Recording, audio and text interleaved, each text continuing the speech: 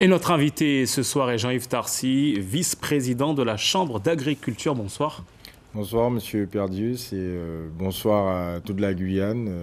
Permettez-moi s'il vous plaît de souhaiter une bonne fête des mères à l'ensemble des mamans de Guyane, en particulier ma maman, et puis ensemble des agricultrices et paysannes de Guyane. Voilà. Très bien, le message est passé. Les prix des fruits et légumes restent globalement stables, hormis certains produits, on vient de le voir. Et pourtant, il y a des exploitants agricoles qui ont subi des dégâts. Qu'est-ce qui a permis la stabilité des prix, selon vous ?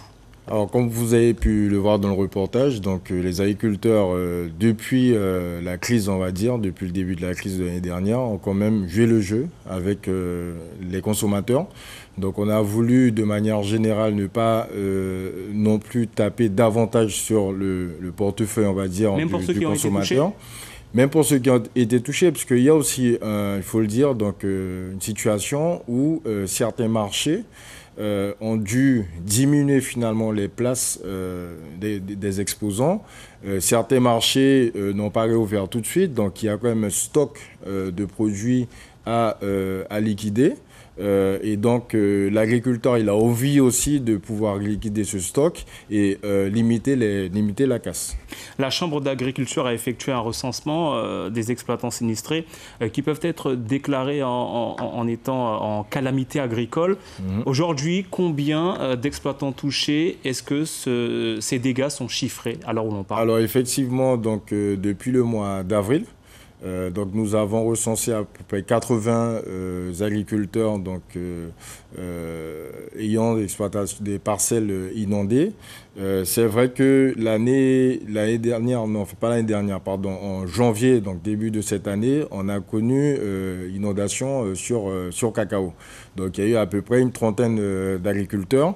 Malheureusement, sur cette trentaine d'agriculteurs, on a pu quand même aller jusqu'au bout sur la reconnaissance calamité agricole avec 7 dossiers. C'est peu, puisque c'est pour ça qu'en même temps, il y a toute une démarche à faire au niveau du ministère. Donc c'est pour ça qu'il faut, dans un premier temps, aller revoir les agriculteurs, aller les voir, monter le dossier, donc avoir un certain nombre de documents, notamment la déclaration de surface, la MEXA.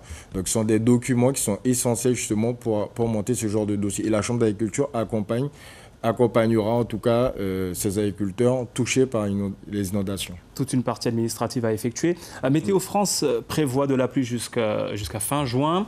D'autres dégâts peuvent survenir. Si ça continue, doit-on craindre une pénurie ou une flambée des prix, Jean-Yves Tarcy? Alors pénurie, ça dépend des produits, effectivement, puisqu'on l'a vu, par exemple, sur le citron. Le citron, effectivement, il y a une augmentation due à plusieurs choses quand même, hein, puisque, effectivement, la forte pluviométrie fait que les fleurs, finalement, ne vont pas jusqu'au bout. Il y a des fleurs qui tombent, puisque nous avons de grosses gouttes. Vous avez en même temps donc, le développement donc, de maladies, de champignons, donc un ensemble de paramètres, effectivement, de facteurs qui font que, finalement, le produit citron, en tout cas, diminue. Et c'est pareil pour la salade. La salade est très sensible, effectivement, aux inondations, etc. Donc, en même temps, les agriculteurs s'adaptent. Il y a plusieurs AMI qui sont sortis, donc l'AMI sur des serres, donc appel à manifestation d'intérêt. Les agriculteurs s'équipent davantage et puis préviennent aussi, hein, puisque, comme l'a dit l'agriculteur dans le reportage, donc il sait déjà que finalement, il y aura une forte pluviométrie. Donc, il essaie de ne pas mettre en culture justement certaines parcelles.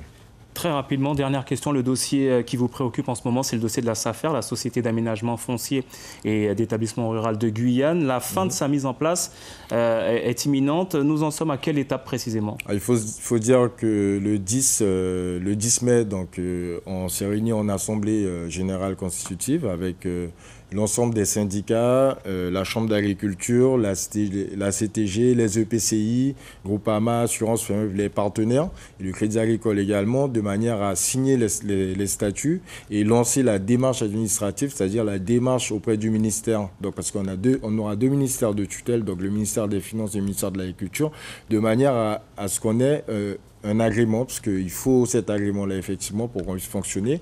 Et l'élection à la présidence se fera, mais ça, c'est aussi à la demande des élus du Congrès, qui a eu lieu à la CTG récemment. Donc, il y a eu cette demande, donc ça se fera finalement après l'élection de la CTG. Donc on n'a pas encore de date précise, mais voilà. Ça viendra, un dossier, une mise en place que l'on va suivre bien évidemment. Merci à Jean-Yves Tarcy d'avoir répondu à notre invitation ce soir.